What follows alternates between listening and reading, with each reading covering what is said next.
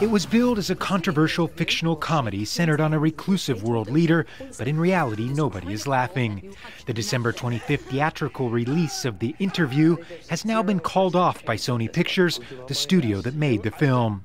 It was prompted after a hacking group calling themselves Guardians of Peace invoked the attacks of September 11, 2001, threatening violence directed at the premiere of the film at this New York theater.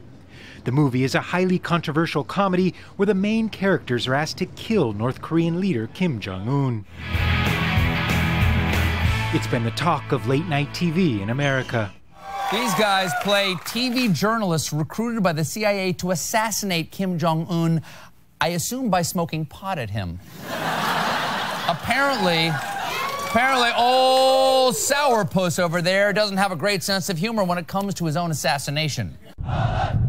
In North Korea, it's no joking matter. The government has called the film an act of terror and intolerable. Sony Pictures now finds itself in the worst crisis in its history after company internal files and emails were hacked by the same group in recent weeks that made headlines in the gossip pages, before moving to the threat of violence. Despite halting the film's release, Sony Pictures put out a statement saying that they stand by the movie and the right to free expression for their filmmakers. But the crisis could have wide ramifications for the movie-making industry.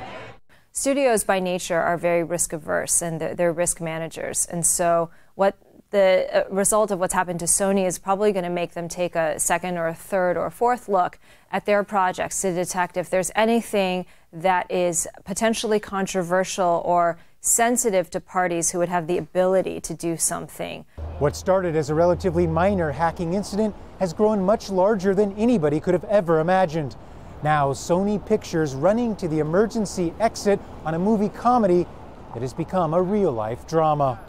Gabriel Elizondo, Al Jazeera, New York.